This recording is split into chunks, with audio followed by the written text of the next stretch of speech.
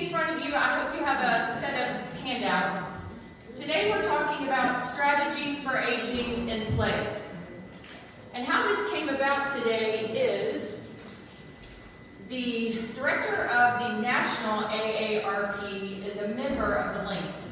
And she reached out to statewide chapters and said she would hope that the local chapters would reach out to the Links to help support the topic of family caregiving. And that's what happened. They reached out to Caregiver Connect, and we put together these 3 sessions that we're doing. And I hope that in some capacity we can continue doing it in some way. We can continue to talk about this topic, but we can talk about lots of things. If those that know me know my passion is to talk about family caregiving, but remember, we're not going to talk about that. Today we're going to talk about strategies for aging in place. So thanks to AARP and thanks to the Links for pulling us together today to talk about this topic. Really quick, I want to make sure you know what Caregiver Connect does and how we support family caregivers. Caregiver Connect was a nonprofit that was created by dedicated staff and dedicated members, many of which are here today, to create the nonprofit to serve family caregivers. And we do that in 3 ways. We do educational opportunities throughout the year. We host encounter groups, which is another name for a support group. Many of my folks who attend those encounter groups are here today. And the idea behind an encounter group is for you as a family caregiver to be with other family caregivers. Because what we know is that caregivers need to be with other caregivers for all kinds of reasons. They need to feel support, they need to learn from one another, and they need to know that they're not doing it by themselves. So we have 3 encounter groups that meet each month. We have 2 that meet online and 1 in person. And if you're a family caregiver and you'd like to come to that, feel free to reach out to me, reach out to one of the participants who are here today. We try really hard to support one another. We try really hard to learn what resources are here in the community. And then a different approach that we have is not only do we allow or do I permit or I encourage people to come who might not be caregiving anymore, I really think that's important. And I think that's a little bit different from other encounter groups, because if you've loved to care for someone and they've passed away, you learn something during that process. And more than likely, you can share that information with somebody else. So always know, once a caregiver in my mind, always a caregiver. So we welcome those who have come into our groups who have lost a loved one to continue to come. The last thing that I do that kind of ties into this a little bit is I help families kind of figure out what's available for supporting them in their caregiving role in the community. So I try my best to network with organizations and businesses that are here in the area to learn what they do, how they do it, how much it costs. Then I meet with families and do an assessment, brief assessment, and then I make suggestions. It's up to the person that I'm talking to as to whether or not they act on that. But the key word there is suggestions are made. And I try my best to offer more than one option. It's not a referral, and we don't receive any money for me making a referral. And on the topic of finances, we're really blessed because of Mount Zion forming the nonprofit. They give generously to our organization. So I am grateful to the Mount Zion members who tithe, and then the church tithes, and we benefit at Caregiver Connect. But most importantly, the community benefits. I serve the community of family caregivers. I do not serve just specific folks at a specific place. So as a general rule, if you call and have a question, I try my best to try to answer it, no matter who you are, where you are. And I do a lot of long distance arrangements as well, or suggestions from looking up on the internet. And my segue into the next subject is I actually am a long distance caregiver. And so I have tried to learn how to navigate things in Florida and in Georgia and now in Texas. So there's things that are similar state to state, but there are things that aren't similar. So every individual situation is individual and unique, and we try really hard to support that. Okay, so everybody knows about Caregiver Connect. Next thing. Why are we here today to discuss strategies for aging in place? This is an opportunity for you to tell me, why do you think we are here? Repeat that. Why do you think we are here to talk about the subject, strategies for aging in place? I think that a lot of people want to stay home now. They discuss it with their children, and I feel like a lot of people want to stay home because nothing wrong with nursing facilities. But it's just better to have that personal one-on-one. I feel it's personal, to just, okay, I know I have my daughter, and my daughter has delegated this person, or that person to come in, and I'm in my home, and it's better. Anybody else? Joyce? The cost of long-term care. Okay, the cost. We're thinking about finances. Sandra? And we're living longer now, We're living longer. and we have to make certain adjustments as we age. So you've been hanging out in my encounter groups a little bit. So I want everybody to hold up their right hand. We're going to say it together. Repeat after me. I am aging every day. All right, let's do it one more time just in case you didn't get it. Right hand up. Hold it up high. I am aging every day. Okay, so I say that because if you all know me, I talk about that all the time. Because what I see is that people are denying that they're aging. They're in denial. We're all in denial. I was listening to music on the way over here, and it was totally my high school thing with Prince, and it was Little Red Corvette, and I was singing, and I was at Columbia High School making the float, 30-something years ago. But, we get up, and until we look at the mirror and really study and decide, oh yeah, I'm aging. And so what I have learned is those who age well think about that, and oftentimes they're very much an opportunist. So it's an opportunity to age. So today's an opportunity, tomorrow is an opportunity. You have opportunities. If we're more positive about that, I found that we do a little better about it than if we're negative. Okay. The other thing that I know, to which Sandra mentioned, is we're all living longer. We should all probably say that out loud too. We are all living longer. And what that means is, my guess is we're living longer with support. My guess is we're living longer because we have a really good health system, but we're not always great at sending people home after they've received this great health care. And we have medicines, we have dialysis machines, we have things at home that support us when we're dealing with multiple chronic conditions.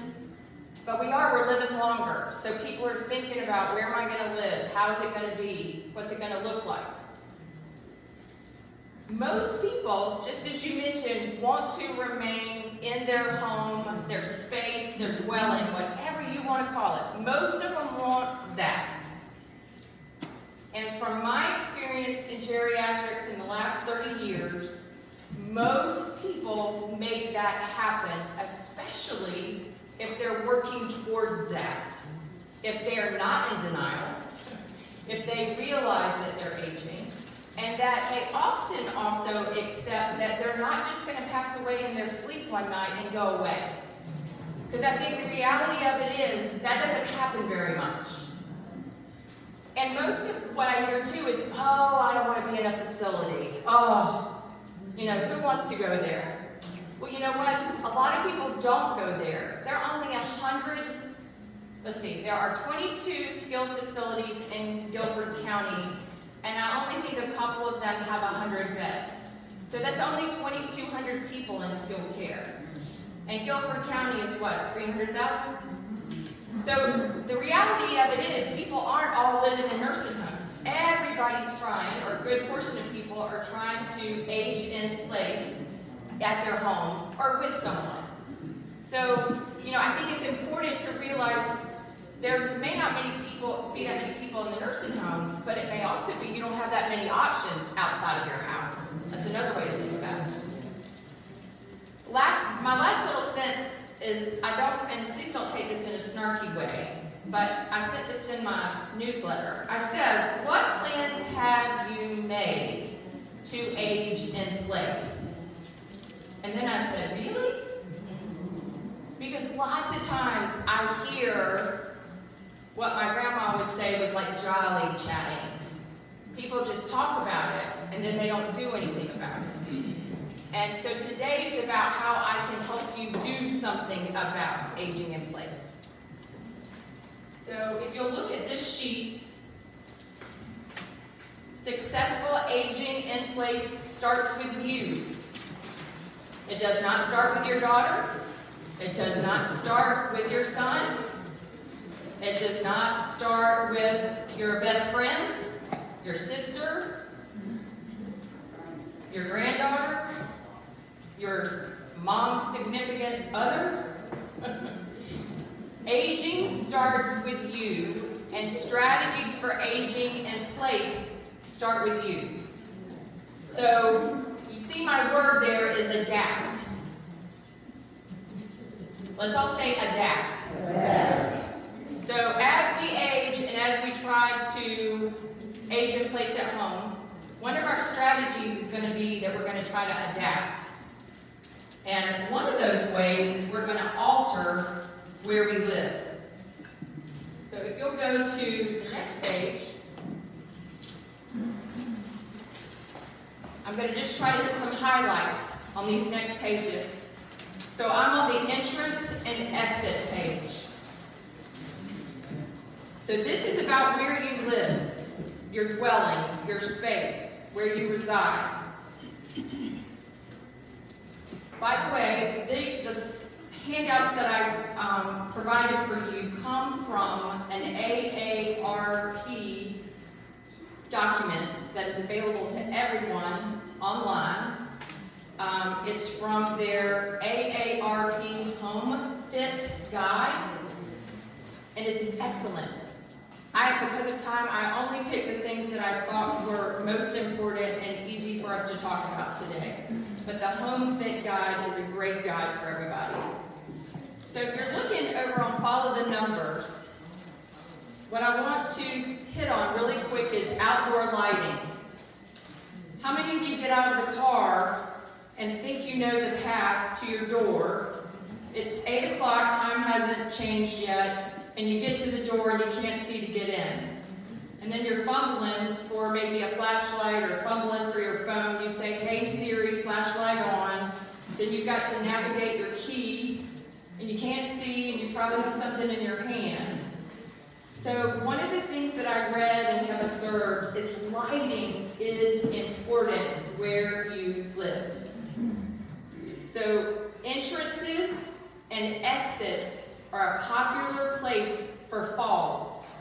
They're a popular place for getting caught up and tripping. So it helps to have good lighting. It helps for you to have a doorway that's wide enough for you to get through. And I brought my walker today. Notice that it's red, flashy. I'm going to be a great person in the home. You need to give some thought to how wide your door is. Will a walker fit through there? Will a wheelchair fit through there? Will your rollator fit through there? And more than likely, you're not just going to have this. You're going to probably have a bag, groceries, a purse, So if you need to borrow my walker, come by the office and get it. You take it home and see if it works. But on this sheet, it says that 32 inches is what is ideal. So we need to measure, is our door frame 32 inches wide? On number 7, I highlighted the video doorbell. And we'll talk a little bit more about technology, but I think the invention of the doorbell that has a camera is genius. Not just for you, but also for the people that love you and care about you. The one on number 9 that I think is important, that I see all the time, is your doormat. You know, is your doormat a tripping hazard? Is it helpful? Is it not helpful? I know it makes it look pretty when you come up, but is it a hazard? We need to think about that. So that's for entrances and exits. And the one thing that we didn't talk about is it helps if it's a flat surface. So often there isn't a flat surface coming into the house or exiting the house. There's a step or two. So can you modify that? Can you put a little ramp there? What can you do to make that happen? Next page, we're on to the kitchen. Now you may be thinking, you know, I'm not there yet. I don't need to modify what I have. And I would say baloney. We all need to be mindful that something bad can happen. A tragic thing can happen. My favorite story is about my grandma, that she used to have this favorite pot she used. And my grandmother was so neat and tidy. But that pot that she loved to use was on the bottom, in the back, way up under that shelf. And you'd see her in there on her hands and knees, all the way back to the back. And we would say, can we please just put the pot up 12 inches somewhere, not way in the back. We didn't get our way until later, after she had stumbled forward, because she tried to pull the pot out with both her hands as opposed to just one, and she injured her face.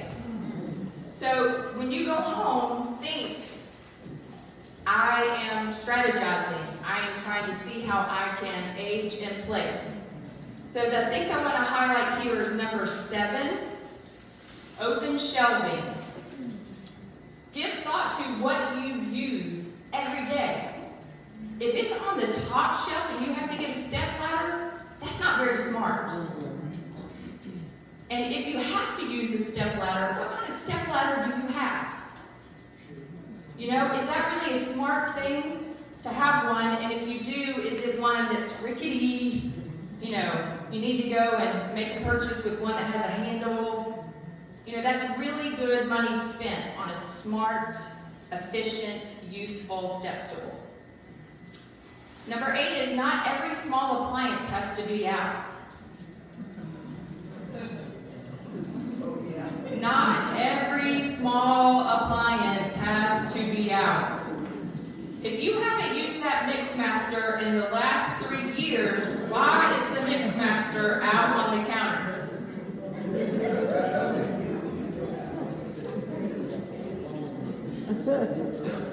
The other thing here I want to highlight is lighting. The kitchen is a key place where we spend our time. Can you see in there?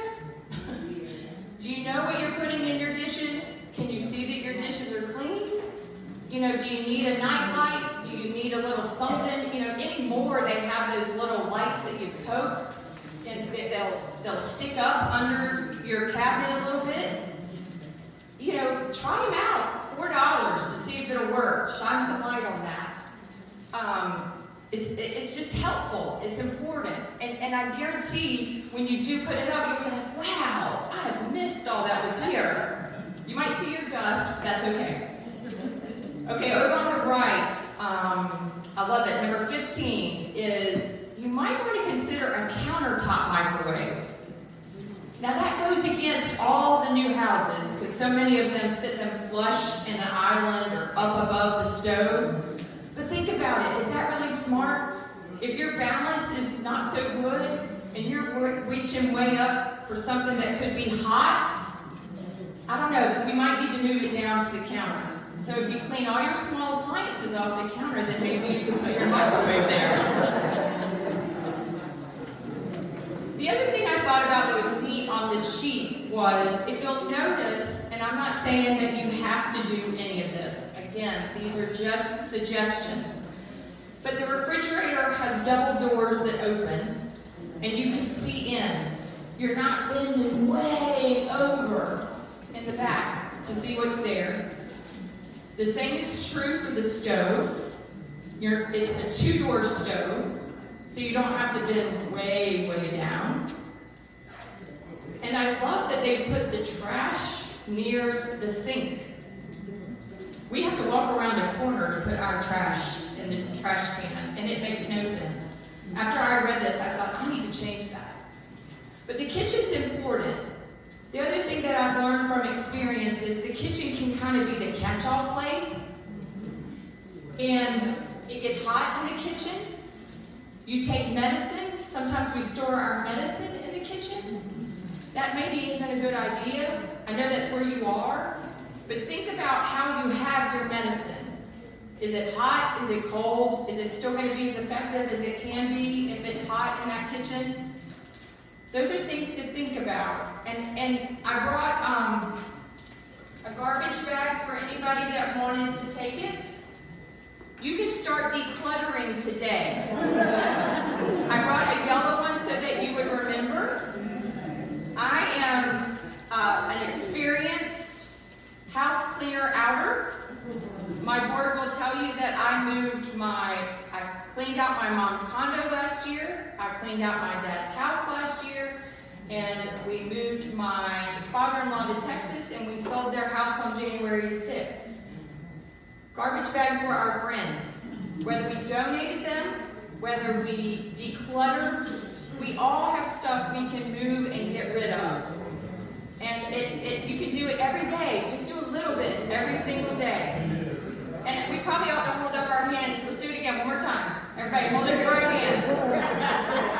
After today, I promise I will declutter. Okay.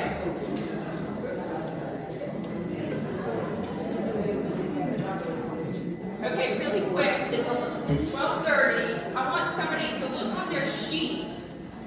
Do you have a green dot on your front page?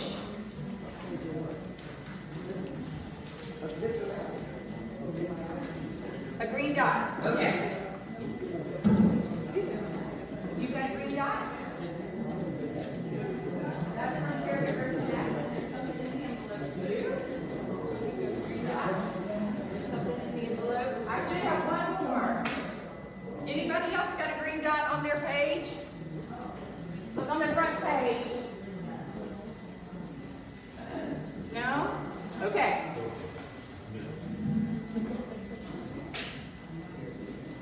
Next subject is hallways and stairwells, or stairways. Notice that, he's got it. Okay, great.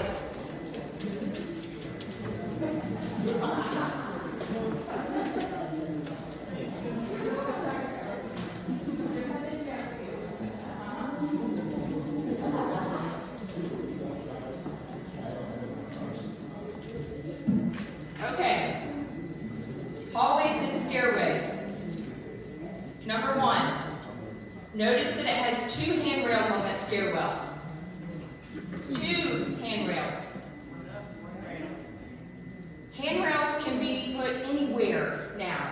It's amazing. If you Google handrails, it's amazing what has come up.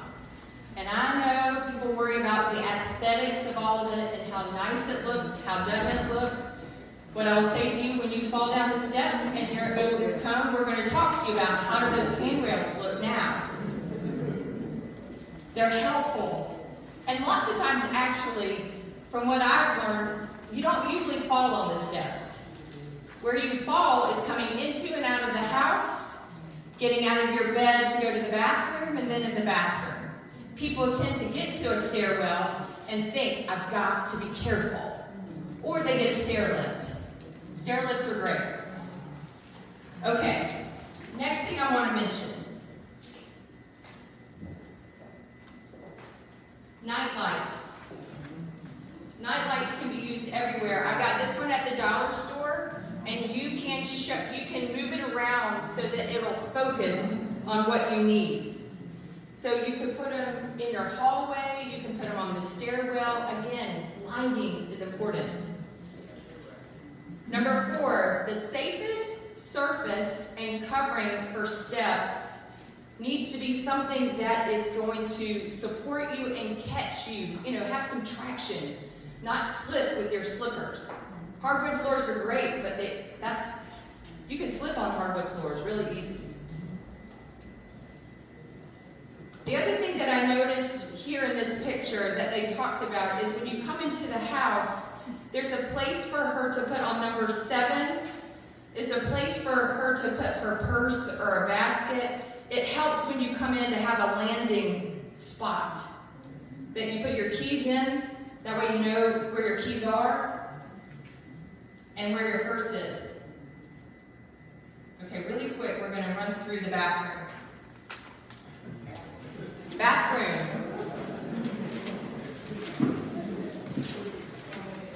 So I love how they say this. A comfort height toilet is taller. How many of us go to the restroom and go all the way down and think, gosh, that's a long way down? So you can do something about that. There are taller toilets. There are raised toilet seats. There are things that you can do to put handles on the side. Toilets it's sort of like toothpaste. There's all kinds of toilets now. Number 3, the toilet paper holder is also a grab bar. Who knew? That's genius. How many times do you go reach over to get some toilet paper and maybe you stretch too far and you kind of teeter a little bit? So they're doing great things with grab bars. They're doing great things with handrails. Literally Google grab bars, and it's amazing. They now have towel racks that are grab bars. Again, people, we don't want it to look like a facility. We don't want it to look like, 85 years old. Well, they tried to change that. The industry realizes that the fastest growing segment in our country is age 65 and older, and within 3 to 5 years, it's going to be people who are 80 and older. So there are all kinds of opportunities for modification to make it look a little more cool, more traditional, more multi-purpose. It can look nice, but then it can also be useful. Number 6, a motion sensor nightlight. So you're disoriented, you're coming from the bed, you've been sleeping good, you're trying to make your way in. It would be nice to have a light that comes on all by itself. I thought that was a great idea. Number 10 is an adjustable shower head. It moves down and moves up. They limit the number of rugs and mats, and the rugs and mats that they do have grip the tile. Can't tell you the number of times I've gone to my grandmother's house and almost broke my neck because she liked cotton throw rugs, and you'd get out of the towel, out of the shower, and you would almost bust it every time. She would not get a rug that would adhere to her tile. The other thing here that I think is important to mention is things are put in places that are easy to get. Again, if you're like my mom and you have 5 cans of Glade down next to the toilet seat, that's not real smart. Move one of them. Move 2 of them. But maybe you shouldn't put them there either because she's leaning way over. And if your toilet seat is raised, it's farther over that you got to lean over. So think about where you have those. Maybe you need to put a shelf somewhere nearby. Maybe you need to get rid of those 8 bottles of lotion that so-and-so gave you that you need to do something with. So that's the bathroom. This sheet is so helpful. I just hit some highlights for you all. You can almost take it in your bathroom and think about it. All right, so the next page is quick fixes. The first one on the left, I love because it's thinking about food safety. Where do you have your fire extinguisher? And do you know if it works? Good question. The second thing is do you have a smoke detector and a carbon monoxide detector? City of Greensboro firefighters will help you install new smoke detectors for free if you're within the city. All you do is call the fire station near your house and they'll replace up to 2 a year. And then while you're at it, you can ask them to see about your carbon monoxide detector as well. Okay, over on the second column, install motion sensor night lights. Again, lighting has come up again as a strategy for aging in place.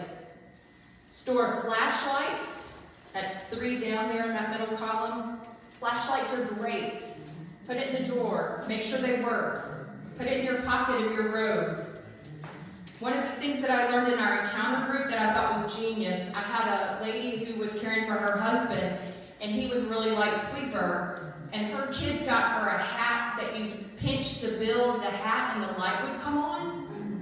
And so she could get up and see when she went to the bathroom and didn't have to turn the lights on. I mean, if it's a matter of clicking a little something on your hat going to the bathroom, who cares? If you can see, get in there, do it. Some people wear a headlight. I wear a headlamp when I'm reading in bed because John likes it dark, dark, dark, and he goes to bed before I do. But, you know, they're little now. They're pretty reliable. So a flashlight or a little light is not a bad investment. But think about where you have them. Okay, over on the right side of quick fixes, again, I've got some yellow garbage bags here for you for the catch-all drawer. Rearrange the contents in the kitchen cabinet so that frequently used items are easy to reach. You know, if you are only baking twice a year, do you really need baking soda right up front? Put the salt right in front. More than likely using salt and pepper. Or if you're going by Harris Teeter to pick up your, your dessert instead of making it, where are your bags that you're going to use at Harris Teeter? Again, put them in a place that's accessible, not way up. Kind of go around your house and think about, what's within reach, what's easy for me. 2 down from there, place a chair next to the inside of a clothes closet for use while dressing, disrobing, or putting clothing away. That makes better sense than sitting on a bed that is not very firm and you slide down and end up on the floor. I can't tell you the number of people who I've worked with who do that. Get a chair that has some handrails on either side so you can lift up and lift down, and you can put your shoes on and your socks on. The bed sometimes is not the ideal place for that. You can slip over, it's awkward, you don't have support. See if you've got a chair that has arms that you can put nearby. On the harder to do side, I think this is only harder to do because it might cost a little more money. But it says down at the bottom, remove an over the range microwave oven. So anything that you have to reach way up for might need to be relocated to be smart about it. And so that you can see what you're putting in there and whether or not you're setting it on fire or not. If it's way up, like mine is at home, I can put my cup in there that has metal on it and start it and see the sparks sort of ignite just a little. Move it down so you can see better. Then over to the right, we talked about grab bars. They have all kind of grab bars now. And if you ever want to just kind of Google, it's under like plumbing fixtures is where I found them. Lowe's had a great selection of them. Plumbing places had a great selection of them. It was really interesting. Okay, last thing was handheld shower head, like a little nozzle that you can use however you need it. Those are not difficult, but you don't want it so that you have to reach all the way up. Have it so that it can slide down and you're not going to lose your balance having that thing all the way up. And then on the right, it says mount a flat screen television on a wall. Why do you think they said that? what I find is, you're going through your home and people are kind of making their way. I noticed that the TV is something that they'll pass and they'll hold on to the TV as a support. Well, you start to fall, you're going to take that TV with you. And that's not going to work out so well. They're lighter weight now, and so I think they're easier to teeter over.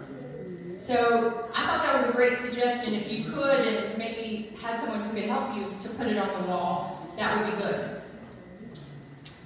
Okay, back to our sheet that says how we're going to adapt.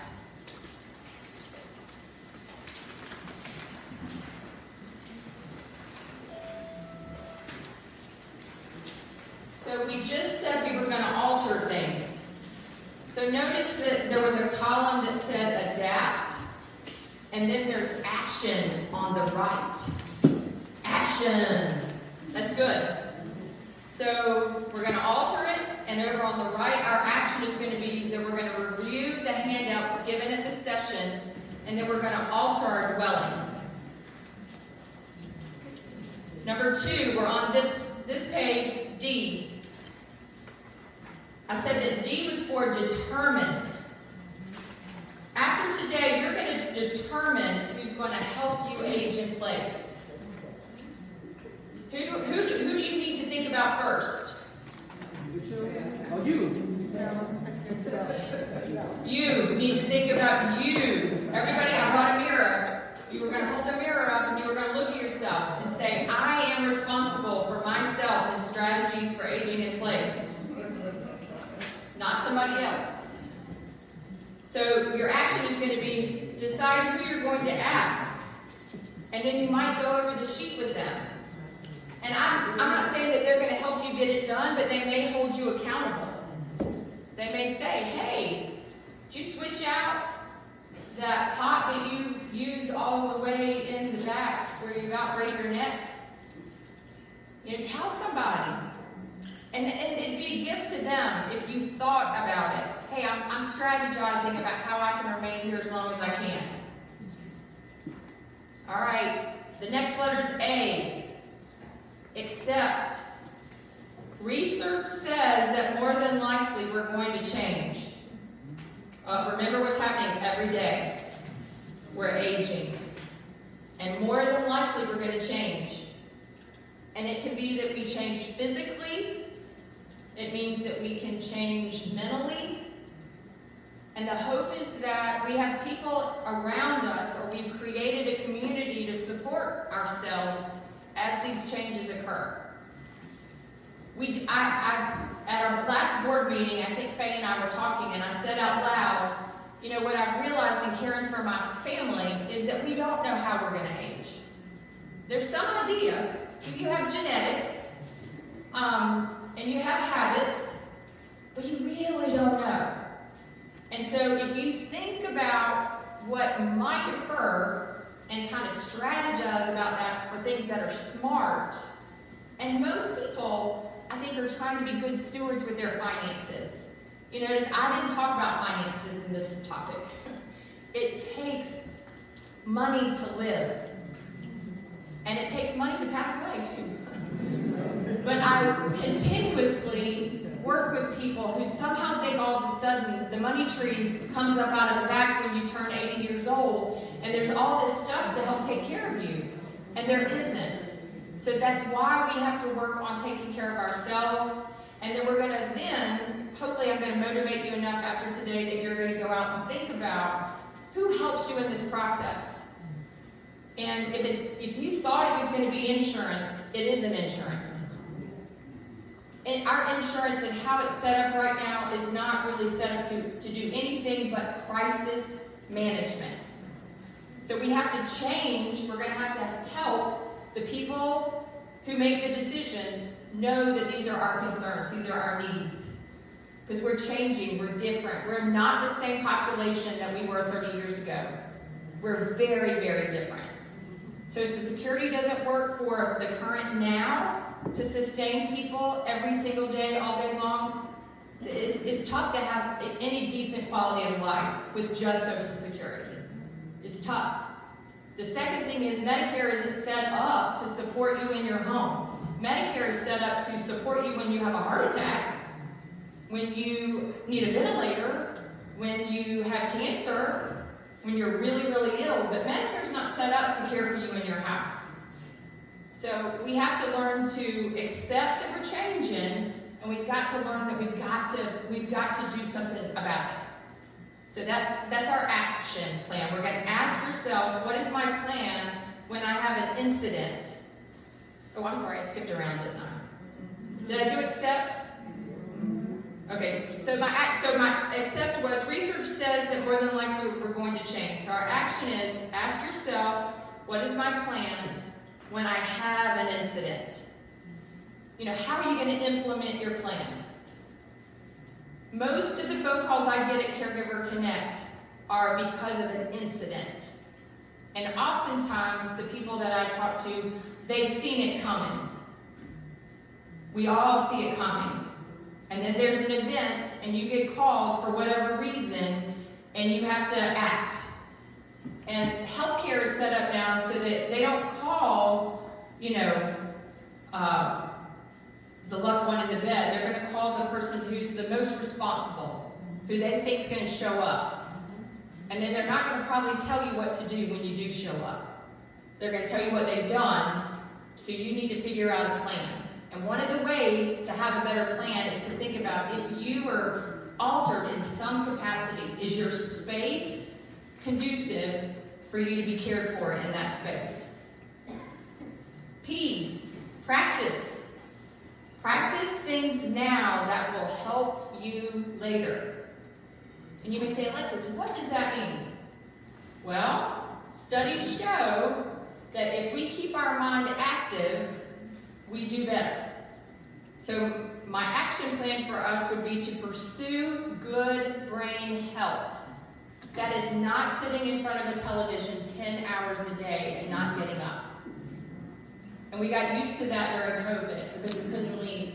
And now we've developed some bad habits. So we don't need to be sitting. We need to be moving. That's on my thing. Next. Create a routine. Routine helps. We all, as a general rule, really crave a routine. Try to have a routine now so that it can be implemented, not when you have an incident. Make lists. I love lists. If you make lists now, 25 years from now, those lists will come in handy for you because you will have had a habit that is conducive to knocking things out all day long. List takers, in my mind, age better than people who don't make lists. Because you can at least be of the habit to go back and look at the list to see what you forgot. And you may forget that you put it there, but you can do that. Get your legal and financial affairs in order. Anybody who knows me at Caregiver Connect, we talk about this a lot, and so I couldn't have this event without saying it at least one time. Strategies for aging in place is to know your finances, tell somebody about your finances, then also get someone to help you with your legal matters. Do it while you are using a smart mind, not an altered mind. We don't know that our mind is going to be altered, but it could. So let's count on it being altered, and let's go ahead and get our legal paperwork in order. Lastly, technology. And Tawana's probably going to giggle out loud when I say this, because you all, I'm the most not technology-oriented person that there is. But technology can be your friend as we want to age in place. And what I wanted to challenge you to do for your action plan is to start small. Maybe it's a cell phone. Maybe it's a medical alert. Maybe it's Echo Dot or an Alexa or a Google. Or maybe it's a coffee pot that comes on automatically. You know, something that is going to make it easier for you. All those things are out there now. Now, it helps if you do it now, because you'll know, I've mentioned long-term memory is what tends to stay. Short-term memory doesn't. So if we start using a cell phone now, then maybe in 25 years we'll be able to use it just a little. The other thing that has happened that I wanted to mention is during COVID, if you talk to me about resources for family members prior to COVID, I never had in my spiel get a camera. And now cameras are in my conversation. Especially, like to see people coming and going, put it in the hallway. You'll get used to it being there, but then somebody can have it to check on you. If you're not going to call them every day, then have them put a little camera in the hallway. They have it now that they're reasonable in cost, and it really is, it's one of those things that if you don't have an alert and you take a fall, and you're there for 4 hours, and your daughter comes home and sees that you're not in your chair, or not in the kitchen putzing around, or notices that you haven't left, then the camera really is helpful. It's a fine line as to whether it's in the way and being too interfering with people's businesses. But I have heard wonderful stories about cameras. Cameras can be so helpful to people. And it's along that line of it's something new and different, but it's something for us to think about. Okay, lastly, I'm trying to make sure I finish up. Before I ask for any questions, I want you to see on the last page there's an evaluation. And I would love for you to complete the evaluation and leave it with Faye and James and Tony on your way out, so that I'll know how you felt about our session today. I can learn if you want to learn more from our session. But evaluations are really helpful for me in planning what we're going to try to do. Any other questions, concerns, things that I missed that you all want to talk about before we stop?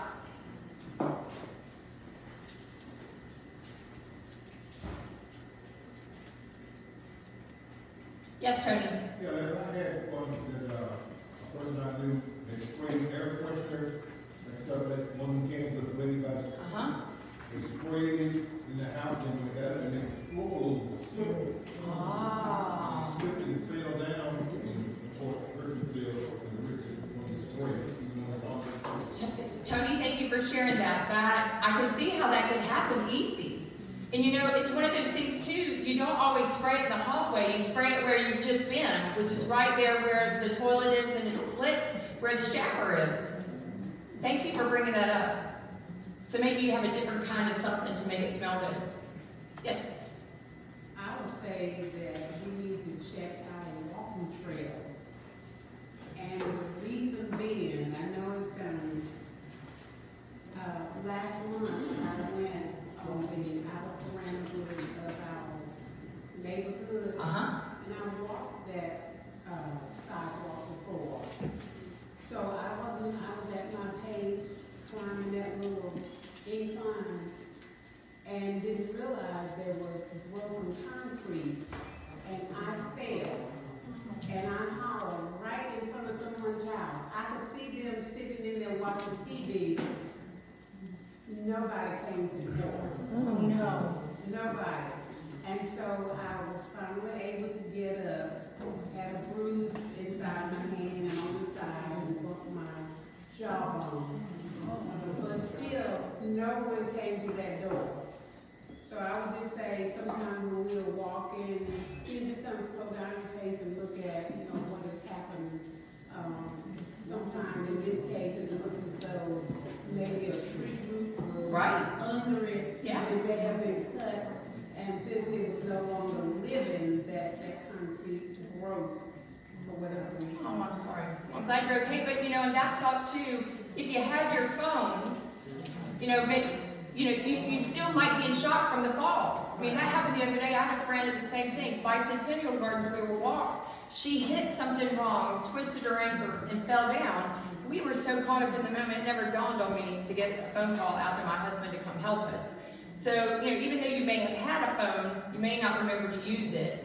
But I do think it's important, luckily you were walking where you knew some, Even at that point in time, it was like between 4 and 5 cars just zooming by. Nobody stopped. Nobody stopped. Sorry. Yes. Life alert, you can get some life alerts through Medicare. She's talking about Life Alert through Medicare. Little bag, little Uh-huh. things you put on And they would go all over the United States, the one I had. Okay. Um, And is it a pendant that you wear? Okay. And that would be good when walking too. It would be. Because wherever you are, they can They can see see that. you. Uh-huh. Immediately, they'll find you. That's a great suggestion. Yes, Sam? I just want to add two things about the fire department. Fire department? Yeah, they will also come out every year to replace your battery, so you don't Oh, have to okay. charge. Okay. So they'll replace your batteries, not only just your smoke detector, but they'll replace your batteries and leave that one up there. Once a year? Once a year. Okay. They'll come out and, also about, lighting. Mm-hmm. They do say a daylight bulb. Oh, they sell daylight bulbs. Okay. Okay. That's a great idea. Yes, sir. She said light bulbs. To get, they have daylight light bulbs now that might show, might make it brighter and more natural looking too, I would think. That's what I use. Mm-hmm.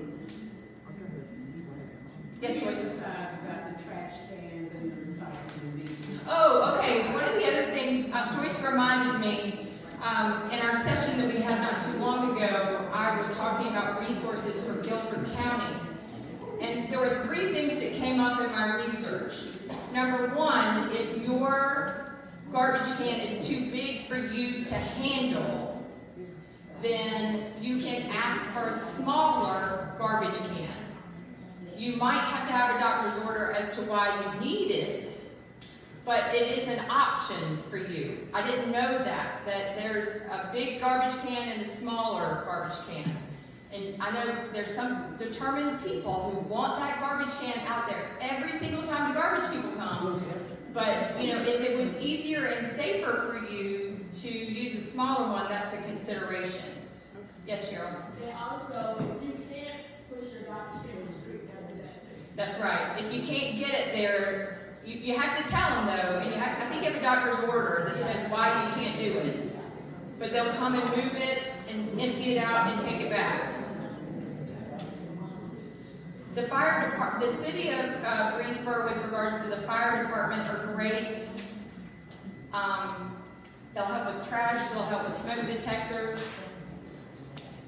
I think they also give you a decal for the window, bedroom window if you have an incapacity. That's right. Sandra brought up another one that's a really good one. If you have someone that you're caring for, that in case you, the person who might be able to talk about it, is incapacitated, when you come to the door, there's a yellow dot, it's called the Yellow Dot program. They ask you to put the yellow dot on your door, then the information can be on your fridge, and you've also turned it in at the fire department so that when 911 comes, they know that there's an issue in the house. And so maybe it's the person, you're the caregiver, and you're incapacitated, and the person that you care for maybe can't communicate as needed. Then they see that yellow dot, and it can go on your car, and it can go on your window at your home. They know to look for it.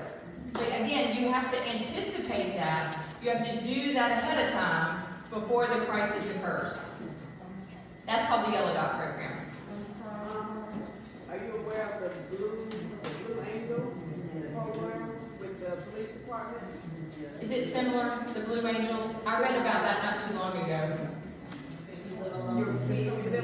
Oh, that's right, the box goes in the key. So if the Blue Angel program is, if you live alone, and like they come to do a welcome thing, or somebody calls and says you've not gone to the door like you normally, they haven't seen you, something's wrong. They have a lockbox that they can put on your front door and put your key in it, so then when they're notified, the only person who knows the code to the lockbox is the person at 911. So 911 will tell the police department what the code is. They'll unlock the lockbox, get your key, open up the door, and go in and see about you. But the idea is they're not breaking down your door.